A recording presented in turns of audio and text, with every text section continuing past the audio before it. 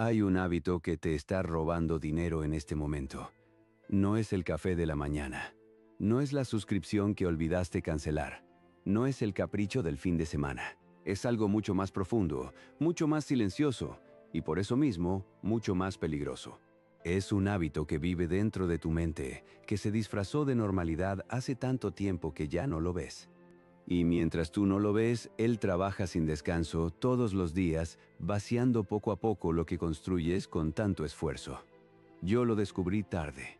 No tan tarde como para arruinarme, pero sí lo suficiente como para haber perdido años valiosos. Y cuando lo entendí, cuando realmente lo entendí, me senté en silencio durante un largo rato. No de tristeza, de claridad. Porque hay algo extraño en el momento en que finalmente ves lo que siempre estuvo frente a ti. Permíteme preguntarte algo antes de continuar. ¿Alguna vez has llegado a fin de mes y no has entendido exactamente a dónde fue tu dinero? No hablo de un mes difícil, hablo de casi todos los meses. De esa sensación de que el dinero entra por una puerta y sale por otra sin que tú hayas decidido realmente nada. Como si el dinero tuviera vida propia y tú fueras simplemente el lugar donde descansa unos días antes de seguir su camino. Si eso te suena familiar, entonces lo que voy a contarte hoy es para ti. Yo nací en una familia sin recursos. Mi padre trabajaba largas horas por un salario que apenas alcanzaba. Mi madre administraba cada yen con una precisión que hoy reconozco como un arte. No había lujos. Había arroz, disciplina y silencio. En Japón no es vacío, es donde viven las cosas importantes. Y en ese silencio aprendí a observar el dinero, a observar los hábitos, a observar lo que la gente hace con lo que tiene. Tardé décadas en construir lo que tengo. No fue un golpe de suerte, no fue una herencia, fue una acumulación de decisiones pequeñas, repetidas con paciencia, año tras año. Kaizen, decimos en Japón, mejora continua. No un salto enorme, 1000 pasos pequeños en la dirección correcta. Pero hoy no vine a hablar de mí, vine a hablar de ese hábito, del hábito que te mantiene pobre sin que lo sepas. Y para llegar a él, necesito que me acompañes un momento a entender algo sobre cómo funciona realmente la riqueza y la pobreza. No la pobreza de no tener dinero, hablo de la pobreza como estado mental, como patrón. Como forma de relacionarse con el dinero que puede existir incluso cuando hay ingresos razonables, incluso cuando hay trabajo estable, incluso cuando hay esfuerzo genuino. Porque hay personas que ganan mucho y siempre están en cero. Y hay personas que ganan poco y logran construir algo sólido. La diferencia no está en el número, está en el hábito. Déjame contarte algo que vi hace muchos años. Tenía un conocido, un hombre trabajador, honesto, inteligente, ganaba bien. No era rico, pero ganaba bien.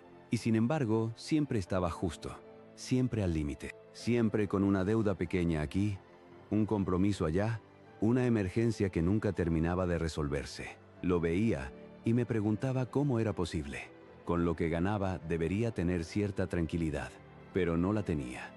Un día lo observé con más cuidado, no su cuenta bancaria, sino sus decisiones, sus pequeñas decisiones cotidianas. Y entonces lo vi el hábito, el mismo hábito del que te hablo hoy. Él gastaba de manera reactiva. No lo hacía con maldad, no lo hacía por ignorancia total.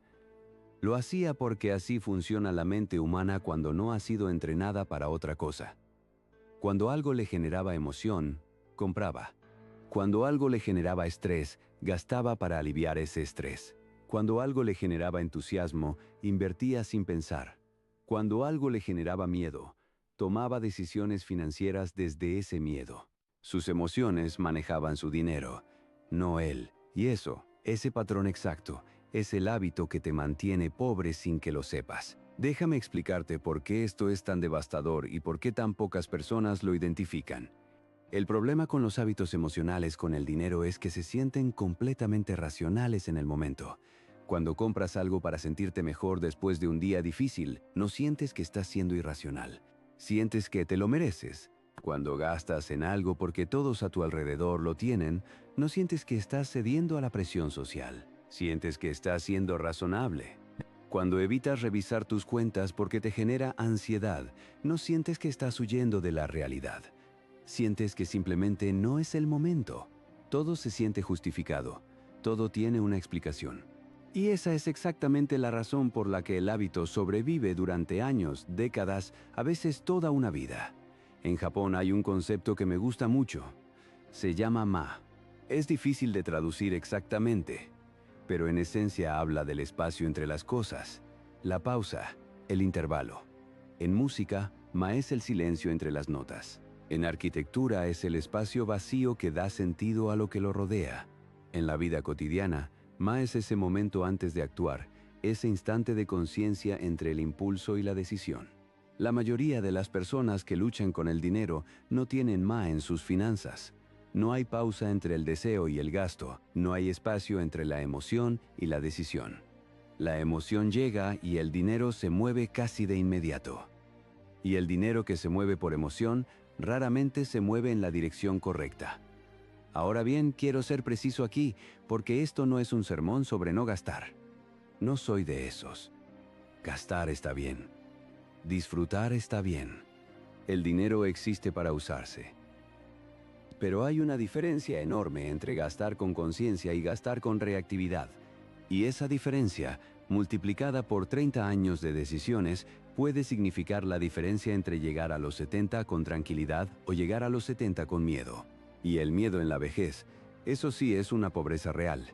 Permíteme hablarte de las emociones específicas que más dinero cuestan. No todas las emociones son igualmente peligrosas en lo financiero. Hay algunas que son particularmente costosas, y quiero que las reconozcas porque probablemente las has sentido. La primera es el alivio. El gasto como alivio es quizás el más común y el más subestimado.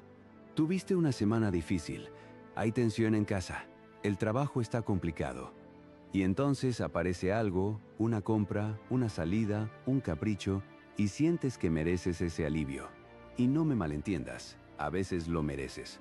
Pero el problema es cuando el alivio se convierte en el mecanismo principal de relación con el dinero. Cuando cada vez que hay estrés, el dinero es la válvula de escape. Eso crea un ciclo. Estrés, gasto, alivio temporal, culpa o preocupación financiera, más estrés, más gasto. Es un círculo que gira solo y que cada vuelta cuesta dinero real. La segunda emoción es la comparación. En Japón tenemos una expresión que dice algo así como que el infierno es mirar siempre al vecino. No es exactamente así, pero el concepto existe. La comparación social es uno de los motores más potentes del gasto innecesario. Y en la cultura latina, con todo el respeto y el cariño que le tengo, este motor funciona a una velocidad impresionante. La fiesta debe ser grande, el carro debe ser nuevo, la casa debe verse bien, la ropa debe estar a la moda, y todo eso no porque genuinamente lo desees, sino porque hay un ojo invisible que sientes siempre sobre ti, el ojo del qué dirán.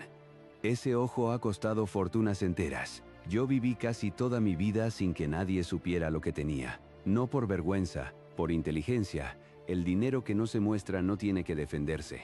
El dinero silencioso crece. El dinero ruidoso se gasta en mantener el ruido. La tercera emoción es el entusiasmo sin análisis. Esto es especialmente común cuando alguien descubre algo nuevo, un negocio, una inversión, una oportunidad. El entusiasmo es una energía poderosa y necesaria. Pero el entusiasmo sin pausa es caro. He visto personas perder ahorros de años en negocios que duraron meses, no porque fueran malas personas ni porque fueran tontas, sino porque el entusiasmo llegó antes que el análisis. Porque la emoción de la posibilidad fue más fuerte que la disciplina de la evaluación. En mis años de negocios, tuve una regla simple. Nunca tomar una decisión financiera importante el mismo día que la emoción llegó. Siempre dormir con ella. Siempre dejar que el ma, esa pausa, hiciera su trabajo. Muchas decisiones que parecían brillantes a las 8 de la noche parecían cuestionables a las 8 de la mañana siguiente. Y ese filtro, ese simple filtro del tiempo, me ahorró más dinero del que puedo calcular. La cuarta emoción es el miedo. Y aquí viene algo paradójico porque el miedo también puede mantenerte pobre, no solo el descuido. El miedo a perder puede hacer que nunca inviertas. El miedo al fracaso puede hacer que nunca empieces. El miedo a la complejidad puede hacer que dejes tu dinero en lugares que no crecen, que simplemente duermen, mientras la inflación los va comiendo en silencio. El miedo paraliza, y el dinero paralizado no trabaja. Y el dinero que no trabaja, eventualmente vale menos. Hay personas que tienen sus ahorros en una cuenta de bajo rendimiento porque mover ese dinero les genera ansiedad. Entiendo esa ansiedad, pero entender no significa aceptarla como permanente. El miedo es una señal de que necesitas más información, más claridad, más educación. No es una señal de que debes quedarte quieto para siempre. Y la quinta emoción, quizás la más silenciosa de todas, es la resignación. La resignación financiera es esa voz interna que dice que las cosas no van a cambiar, que así ha sido siempre, que con lo que ganas no alcanza para más, que ya es tarde, que la economía está difícil, que los ricos siempre ganan y los demás siempre pierden. La resignación no hace ruido, no genera decisiones visibles, simplemente apaga la posibilidad antes de que pueda encenderse. Y es quizás el hábito más caro de todos, porque no cuesta dinero directamente. Cuesta oportunidades, cuesta decisiones que nunca se tomaron, cuesta años que pasaron sin movimiento. Ahora bien, ya identificamos el hábito, ya vimos sus formas, pero identificar no es suficiente. Lo sé bien. En Japón decimos que conocer el camino y caminar el camino son cosas muy distintas. Entonces, ¿qué se hace con esto? ¿Cómo se rompe un patrón que lleva años, quizás décadas, instalado en la mente? Aquí es donde quiero darte algo concreto. No teoría, práctica. Cosas que yo apliqué, que vi funcionar, que tienen raíces tanto en la psicología moderna como en la sabiduría antigua. Lo primero es crear lo que yo llamo el espacio de decisión. Recuerda el MA. Antes de cualquier gasto que no sea absolutamente esencial, introduce una pausa. No tiene que ser larga. Puede ser tan simple como preguntarte 3 cosas. ¿Lo necesito o lo deseo? ¿Qué emoción estoy sintiendo ahora mismo? ¿Cómo me sentiré con esta decisión dentro de una semana? Estas 3 preguntas no eliminan el gasto. No son un muro, son un filtro. Y los filtros no bloquean todo, solo retienen lo que no debería pasar. Muchas compras que generan culpa después no sobrevivirían esas 3 preguntas si se hicieran con honestidad. Y las que sobreviven, las que pasan el filtro, esas se disfrutan sin culpa porque fueron elegidas con conciencia. Lo segundo es separar el dinero antes de que tu mente emocional lo vea. Esto es algo que aprendí con el tiempo y que cambió completamente mi relación con las finanzas. Cuando el dinero llega a tu cuenta, tu mente ya lo está contando, ya lo está asignando, ya está imaginando cosas con él. Y si no actúas rápido, las emociones del momento empezarán a tomar decisiones por ti. La solución es simple y antigua. Divide antes de gastar. Cuando llega un ingreso, la primera acción, no la última, es separar una parte para ahorro o inversión. No lo que sobra. Lo primero, antes de los gastos, antes de los deseos, antes de que la mente emocional empiece a negociar. En Japón hay un sistema tradicional que se llama Kakeibo. Es un cuaderno de registro financiero que tiene más de 100 años de historia. No es una aplicación, no es tecnología, es papel y lápiz. Y su principio central es exactamente este: registrar, reflexionar, decidir con conciencia. No gastar y luego registrar. Registrar antes, planear antes, decidir antes. El Kakeibo te hace escribir cuánto tienes, cuánto necesitas gastar, cuánto quieres ahorrar y al final del mes, cuánto realmente gastaste y qué aprendiste. Esa última pregunta, ¿qué aprendiste?, es la que más me gusta, porque convierte cada mes en una lección. No en un fracaso, en una lección. Lo tercero es reconocer tus detonadores emocionales específicos. No todos reaccionamos igual. Hay personas que gastan cuando están aburridas. Hay personas que gastan cuando están tristes. Hay personas que gastan cuando están celebrando. Hay personas que gastan cuando están ansiosas. Y hay personas, y estas son las más interesantes, que gastan cuando se sienten culpables. Gastan en otros para aliviar su propia culpa.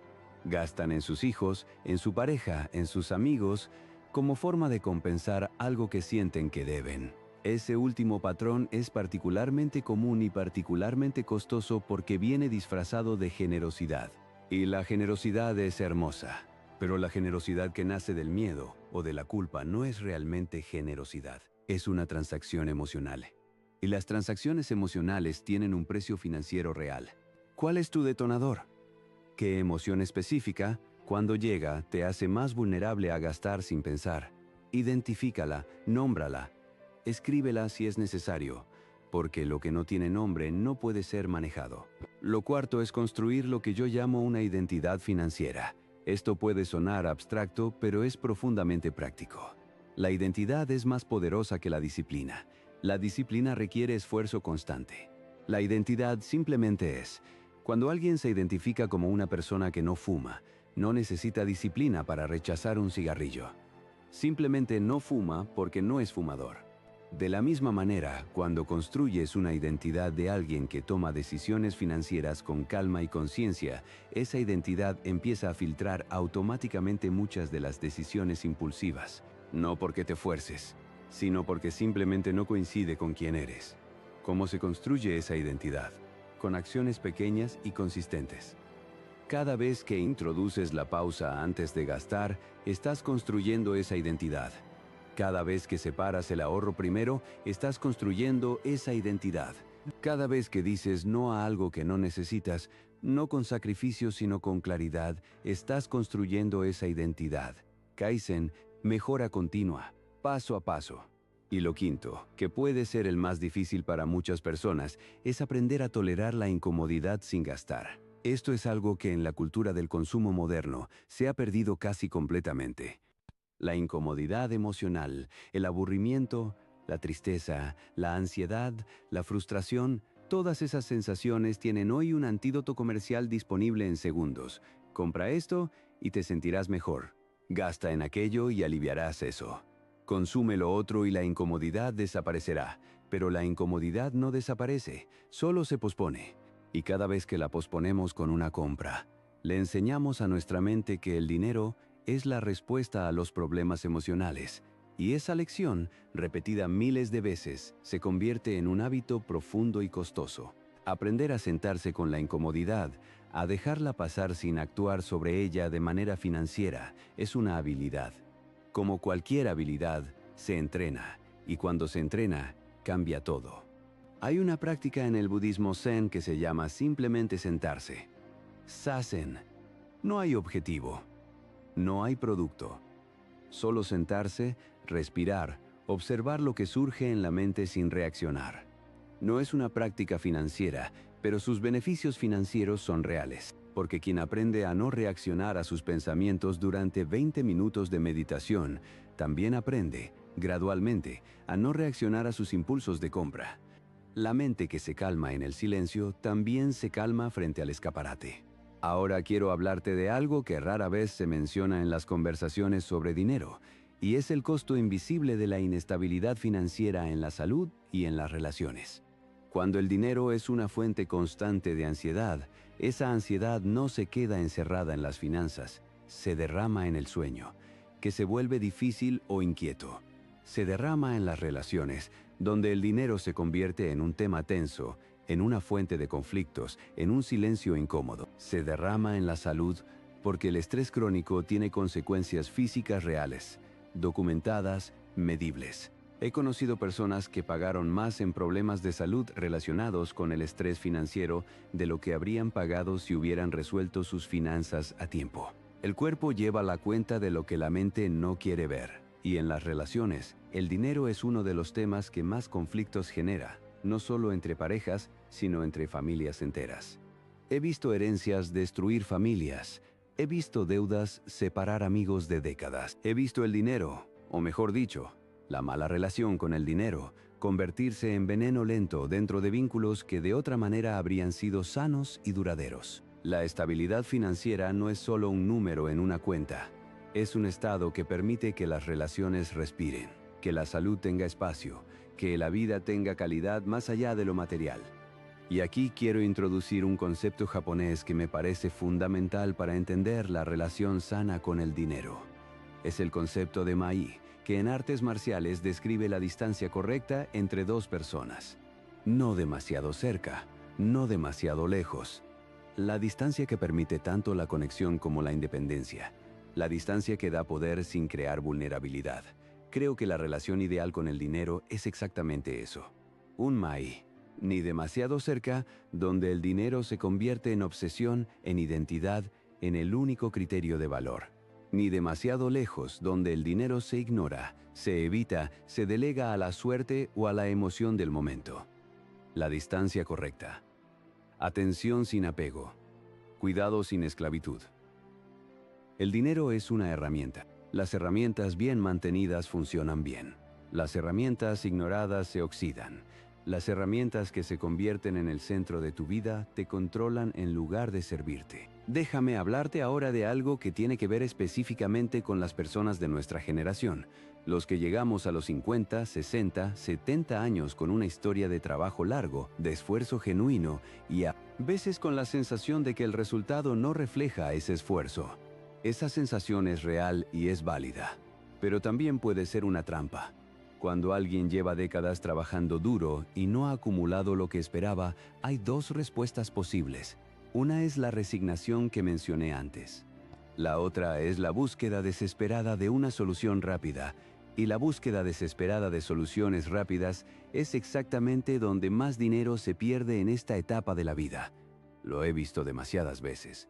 Alguien que llega a los 60 años sin suficiente ahorro, siente la urgencia del tiempo, y esa urgencia lo hace vulnerable a propuestas que prometen mucho en poco tiempo.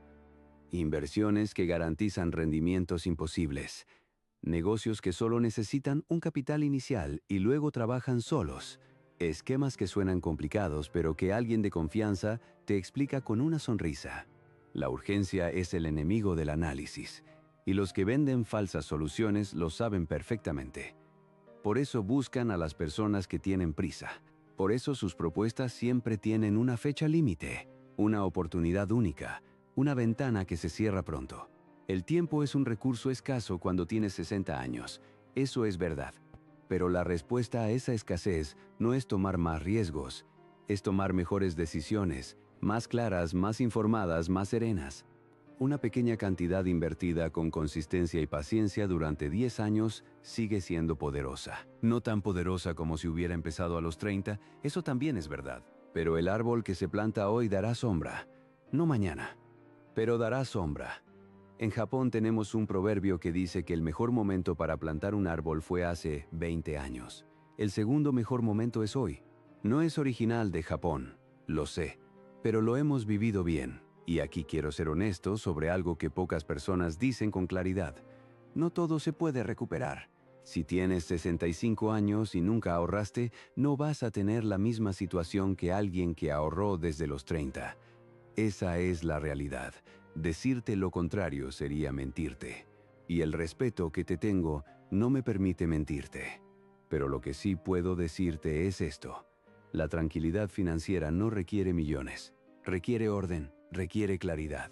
Requiere saber exactamente cuánto tienes, cuánto necesitas, cuánto puedes generar y cuánto puedes ahorrar desde hoy. Requiere reducir el desperdicio emocional. Requiere tomar decisiones con cabeza fría. Y requiere, sobre todo, dejar de sangrar dinero por los hábitos que hemos estado hablando. Incluso una mejora modesta en la gestión financiera puede cambiar significativamente la calidad de vida en la vejez. No porque los números sean mágicos, sino porque el orden genera tranquilidad, y la tranquilidad genera claridad, y la claridad genera mejores decisiones, y las mejores decisiones, acumuladas en el tiempo, generan estabilidad. Es un círculo virtuoso, y puede empezar hoy, con una sola decisión diferente. Ahora quiero hablar de algo que me parece especialmente importante para las personas que tienen familia, hijos, nietos. Personas que dependen de ellas o que esperan algo de ellas. Uno de los patrones más costosos que he observado en personas de nuestra generación es lo que yo llamo el gasto de la expectativa. Es el gasto que se hace no porque uno quiera, sino porque siente que otros esperan que lo haga. La fiesta grande para el cumpleaños del nieto, el regalo caro para la boda del hijo, el viaje que no se puede pagar pero que la familia espera. La ayuda económica que se da aunque signifique endeudarse. No estoy diciendo que no se apoye a la familia. La familia es sagrada. En Japón también lo es. aunque de una manera diferente. Estoy diciendo que hay una diferencia enorme entre dar desde la abundancia y dar desde el miedo. Dar desde la abundancia es generoso y sostenible. Dar desde el miedo, desde la culpa, desde la expectativa de otros, es un drenaje que eventualmente deja a quien da sin nada que dar. En los aviones te dicen algo que es profundamente sabio, aunque suene frío. En caso de emergencia, pon tu propia máscara de oxígeno antes de ayudar a otros. No porque seas más importante, sino porque si tú caes, no puedes ayudar a nadie. Tu estabilidad financiera no es egoísmo, es la condición para poder ser genuinamente generoso a largo plazo. El familiar que tiene sus finanzas en orden puede ayudar de verdad cuando hay una crisis real. El familiar que siempre está al límite, porque gasta en expectativas ajenas, cuando llega la crisis real, no tiene nada que dar. Esto es algo que me costó entender en mi propia vida. Hay una presión cultural, y no solo en Japón, de demostrar afecto a través del gasto, de que el amor se mide en lo que das materialmente. Y esa presión, cuando se acepta sin cuestionarla, puede ser financieramente devastadora. El amor real no se mide en regalos, se mide en presencia, en tiempo, en honestidad, en apoyo genuino. Y esas cosas, gracias al cielo, no cuestan dinero. Quiero hablar ahora de la deuda, porque es imposible hablar del hábito que te mantiene pobre sin hablar de la deuda y de cómo la deuda y las emociones se alimentan mutuamente en un ciclo que puede durar décadas. La deuda no es inherentemente mala. Hay deudas que construyen. Una hipoteca bien calculada puede ser inteligente. Un préstamo para un negocio viable puede ser una palanca. La deuda como herramienta, usada con conciencia y análisis, puede ser útil. Pero la deuda emocional es otra cosa completamente. La deuda que se adquiere para aliviar el estrés. La deuda que se adquiere para mantener una imagen. La deuda que se adquiere porque todos a tu alrededor se están endeudando y parece normal. La deuda que se adquiere porque la tarjeta de crédito está ahí y el dinero no. La deuda emocional tiene una característica particular. Alivia en el momento y pesa después. Y el peso no es solo financiero, es psicológico. La deuda crea una forma de servidumbre mental. Cuando debes dinero, una parte de tu energía mental está siempre ocupada en esa deuda. No necesariamente de manera consciente, pero está ahí, como un ruido de fondo que no desaparece, y ese ruido de fondo consume energía. Energía que podría usarse para crear, para pensar con claridad, para tomar mejores decisiones, para disfrutar genuinamente de la vida. He conocido personas que literalmente se sentían más ligeras, más libres, más creativas después de salir de deudas. No porque tuvieran más dinero, sino porque tenían menos peso mental. La liberación de la deuda es tanto emocional como financiera, y a veces la parte emocional es la más valiosa. Si tienes deudas ahora mismo, no te voy a decir que las ignores ni que las minimices. Te voy a decir algo que aprendí hace muchos años. La deuda se paga con estrategia, no con angustia. La angustia consume energía sin producir resultados.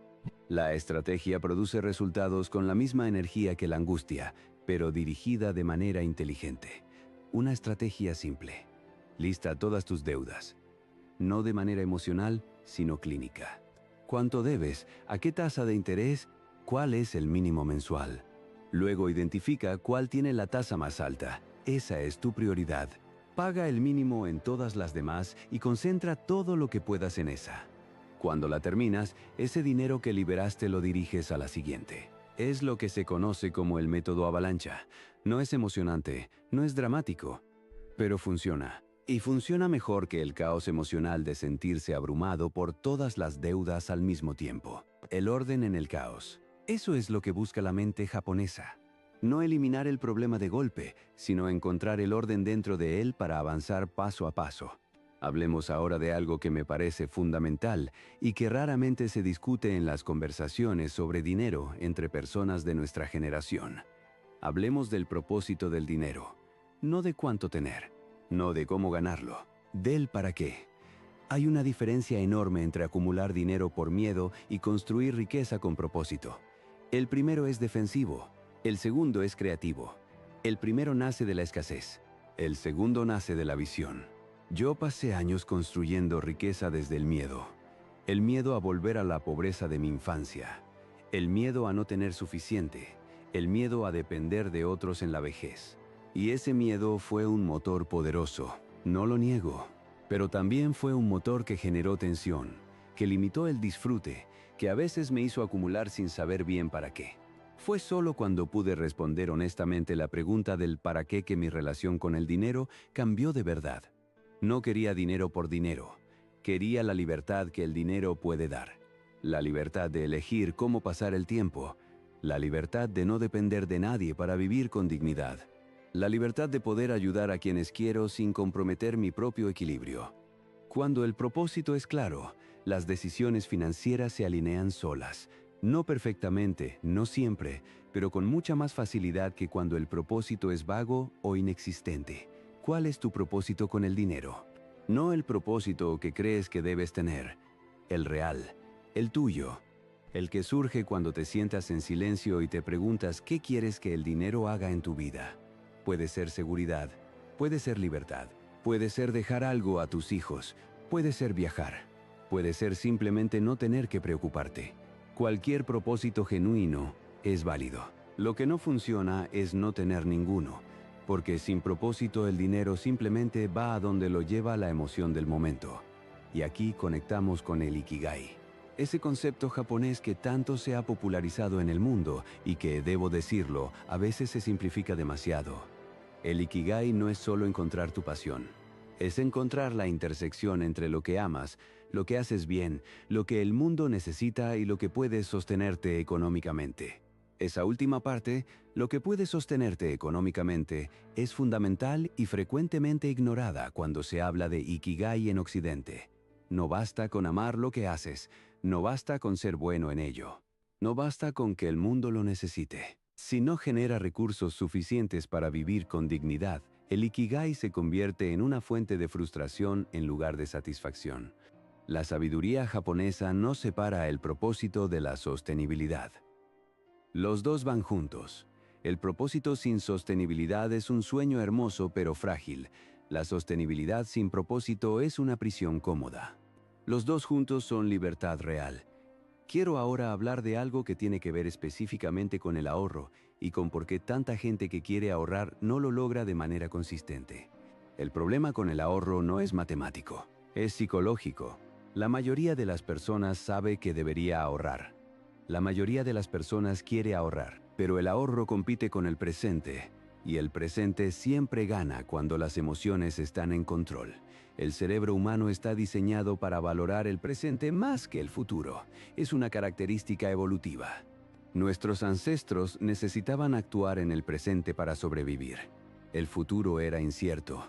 El presente era real. Y aunque hoy vivimos en un contexto completamente diferente, ese cerebro antiguo sigue ahí, tomando decisiones con lógica de cazador-recolector en un mundo de tarjetas de crédito y jubilaciones. Esta es la razón por la que el ahorro automático funciona mejor que el ahorro voluntario. Cuando el ahorro es voluntario, compite con el presente cada vez. Y el presente, con todas sus emociones y necesidades y deseos, gana la mayoría de las veces. Pero cuando el ahorro es automático, cuando se separa antes de que la mente emocional lo vea, no hay competencia. El dinero ya no está disponible para el presente. La decisión ya fue tomada antes de que la emoción pudiera interferir. Es un truco que le juegas a tu propio cerebro. Y funciona. Yo automaticé mis ahorros desde muy temprano.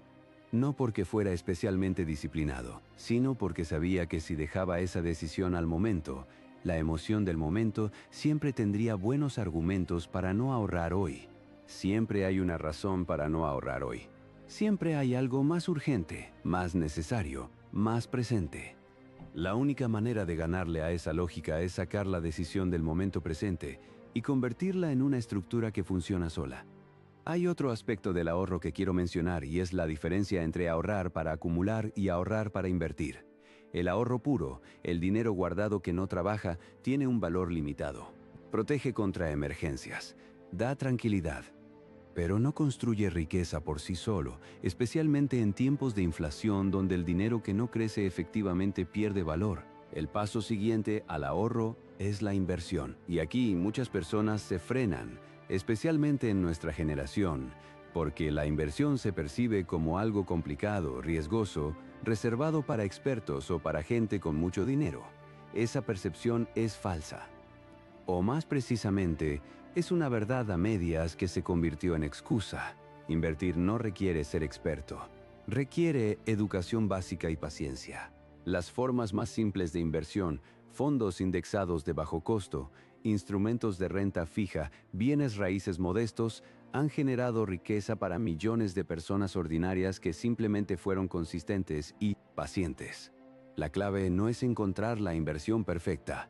La clave es empezar, ser consistente y no entrar en pánico cuando los mercados fluctúan. Porque los mercados siempre fluctúan, siempre.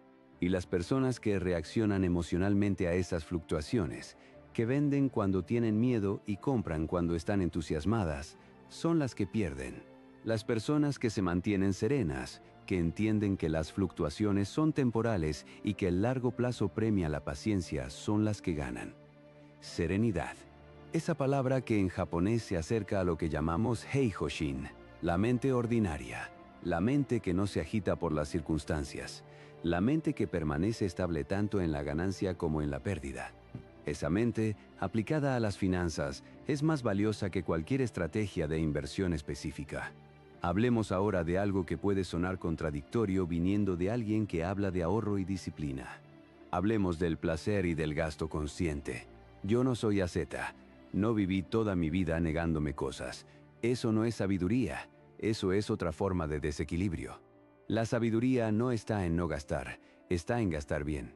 Hay una diferencia entre el gasto que alimenta el alma y el gasto que simplemente alivia la emoción del momento. El primero tiene valor duradero, el segundo tiene valor temporal. Y cuando eres consciente de esa diferencia, empiezas a gastar de manera diferente. No menos necesariamente, pero sí mejor. ¿Qué es lo que genuinamente te da alegría? No lo que crees que debería darte alegría. No lo que le da alegría a otros. Lo que a ti, específicamente a ti, te llena de vida. Para algunas personas es viajar, para otras es la buena comida, para otras es el arte, para otras es la naturaleza, para otras es el tiempo con la familia. Sea lo que sea, eso merece tu dinero. Eso merece que lo protejas, que lo priorices, que lo incluyas conscientemente en tu presupuesto. Lo que no merece tu dinero es todo lo demás que se lleva el dinero sin que hayas elegido conscientemente. La suscripción que ya no usas, el gasto de imagen que no te representa, la compra impulsiva que olvidaste al día siguiente, el compromiso social que aceptaste por no saber decir no. Esas cosas no merecen tu dinero. Y cuando las eliminas, no solo tienes más dinero para lo que genuinamente importa, también tienes más claridad, más ligereza, más sensación de control sobre tu propia vida. El minimalismo financiero no es vivir con poco, es vivir con lo que tiene valor para ti y soltar lo que no lo tiene. Es una forma de respeto hacia ti mismo y hacia tu tiempo y energía. En Japón hay un principio que se llama motainai. Es una palabra que expresa pena o lamento por el desperdicio. No solo el desperdicio de objetos, el desperdicio de recursos, de tiempo, de potencial. Motainai es lo que sientes cuando ves algo valioso siendo mal usado o ignorado. Yo siento motainai cuando veo dinero siendo desperdiciado en cosas que no generan valor real para quien las compra. Cuando veo personas trabajando largas horas para luego gastar ese dinero en aliviar el estrés de trabajar esas largas horas. Cuando veo el ciclo completo de la trampa moderna. Trabaja más para ganar más, para gastar más, para necesitar ganar más.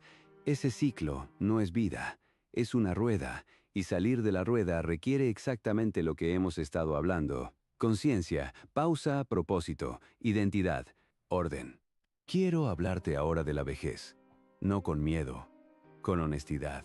Llegará un momento, si no ha llegado ya, en que el cuerpo no pueda trabajar al mismo ritmo, en que los ingresos del trabajo disminuyan o desaparezcan, en que la dependencia económica de otros se convierta en una posibilidad real. Ese momento no tiene que ser una tragedia. Puede ser, con la preparación adecuada, una etapa de libertad y serenidad, pero requiere preparación. Requiere haber tomado decisiones en el presente pensando en ese futuro. La dignidad en la vejez no es un lujo, es una necesidad. Y en la cultura latina, donde la familia generalmente cuida a los mayores, a veces hay una tendencia a asumir que esa red familiar estará siempre disponible y siempre será suficiente. Quizás sí, quizás no, pero depender completamente de esa red, sin haber construido ninguna autonomía propia, es un riesgo que no vale la pena correr. No porque la familia no vaya a ayudar, sino porque la dependencia total, incluso dentro de la familia, cambia las dinámicas, cambia la relación. A veces genera tensión donde había amor.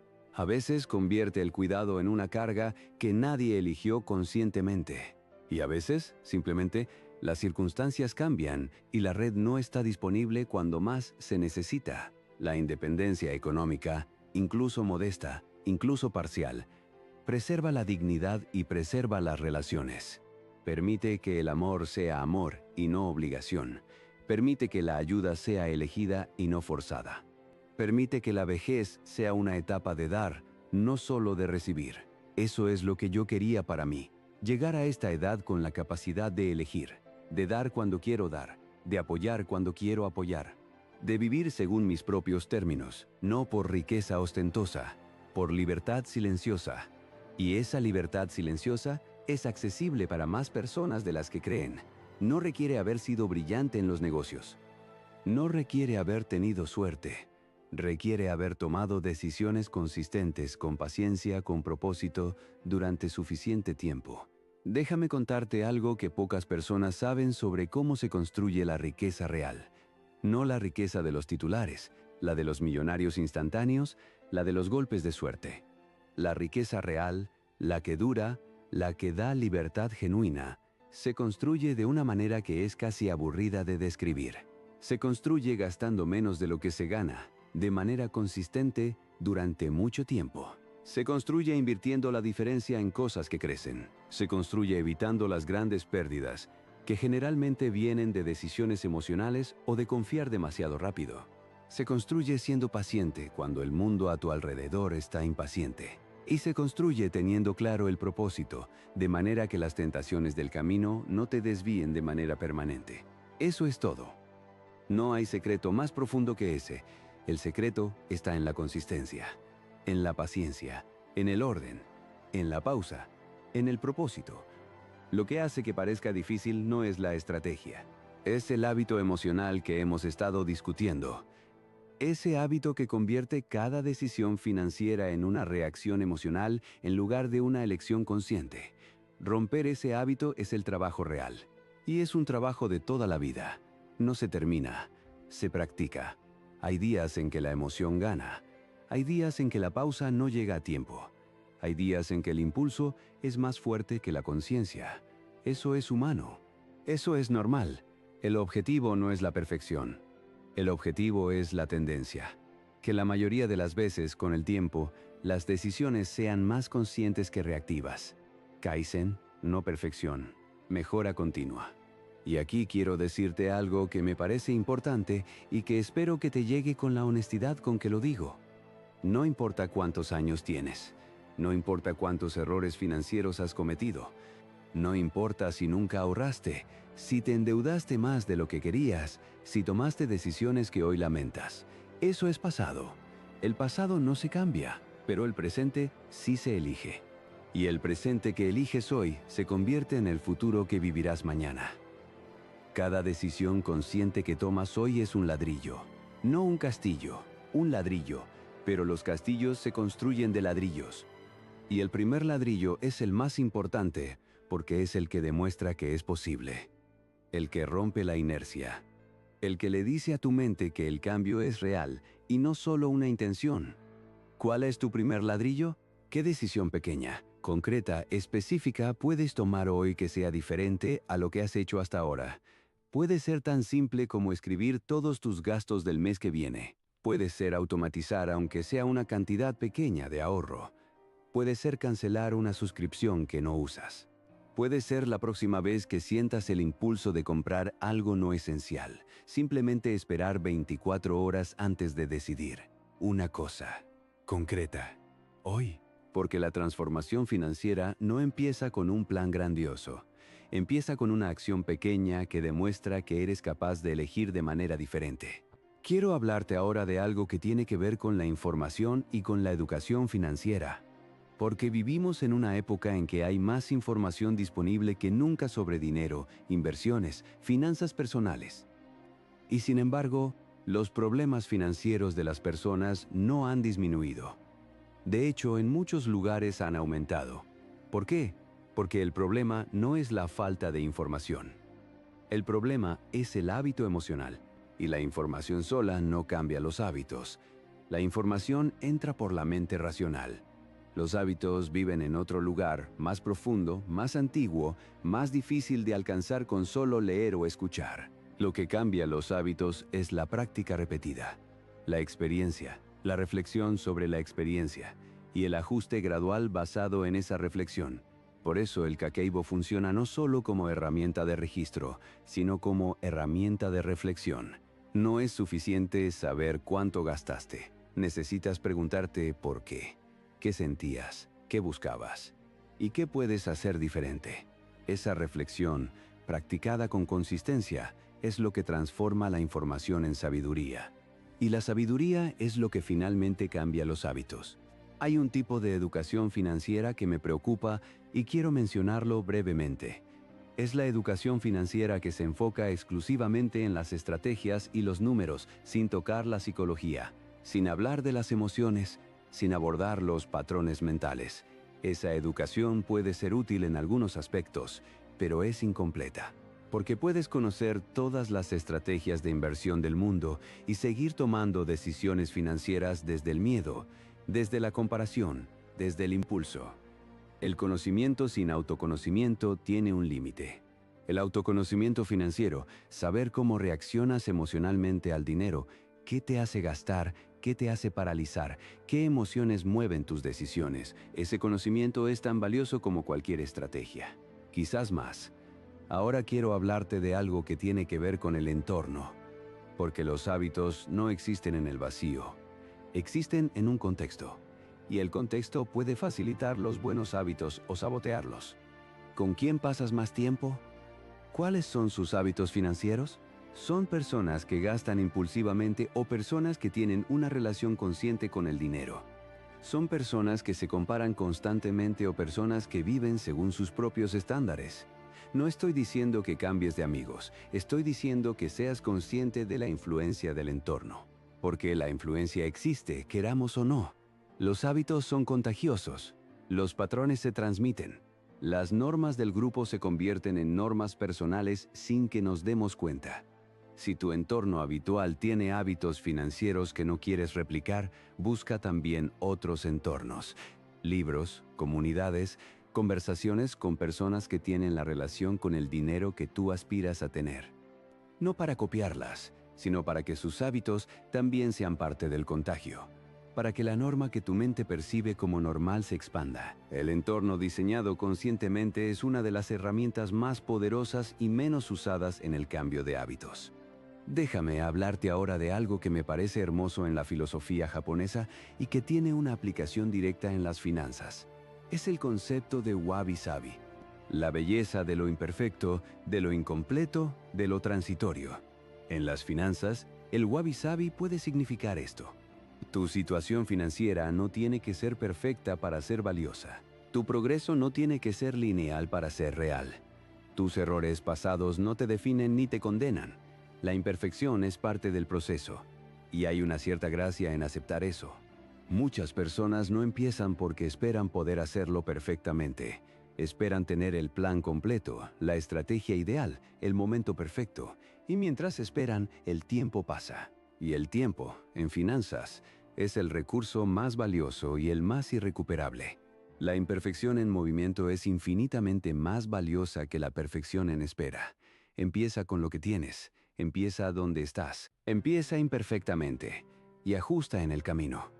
Eso es Kaizen, eso es Wabi-Sabi aplicado a las finanzas. Eso es la sabiduría que viene de entender que la vida, incluida la vida financiera, no es un producto terminado. Es un proceso continuo de aprendizaje, ajuste y mejora. Quiero cerrar con algo que me parece fundamental y que resume, en cierta manera, todo lo que hemos hablado. La libertad financiera no es un número. No es tener 1 millón, ni 10 millones, ni ninguna cifra específica. La libertad financiera es un estado mental. Es el estado en que tu dinero no te controla, tú lo controlas a él. En que tus decisiones financieras nacen de la conciencia y el propósito, no del miedo y la emoción. En que tienes suficiente para vivir con dignidad y para elegir cómo pasar tu tiempo. En que el dinero es una herramienta que sirve a tu vida, no una fuente constante de ansiedad que la domina. Ese estado es alcanzable. No para todos en la misma medida, eso sería deshonesto decirlo. Las circunstancias importan, la historia importa, el contexto importa, pero dentro de las circunstancias que tengas, dentro del contexto en que vivas, hay un espacio de elección. Y en ese espacio de elección, vive la posibilidad de una relación diferente con el dinero. Una relación más serena, más consciente, más alineada con lo que realmente importa para ti. Y esa relación empieza con identificar el hábito que la bloquea, el hábito de las decisiones emocionales, el hábito de gastar desde el alivio, desde la comparación, desde el entusiasmo sin análisis, desde el miedo, desde la resignación. El hábito de dejar que las emociones manejen el dinero en lugar de que la conciencia lo haga. Ese hábito se puede cambiar. No de golpe, no sin esfuerzo, no sin retrocesos, pero se puede cambiar. Y el primer paso es exactamente lo que estás haciendo ahora mismo. Prestar atención, escuchar, reflexionar.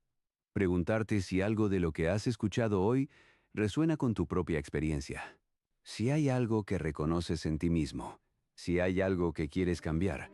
Esa pregunta honesta, hecha con sinceridad, es el principio de todo.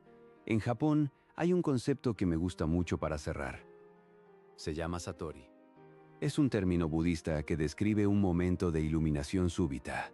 Un instante en que algo que no entendías de repente se vuelve completamente claro. Yo no sé si hoy tuviste un Satori. Eso no depende de mí.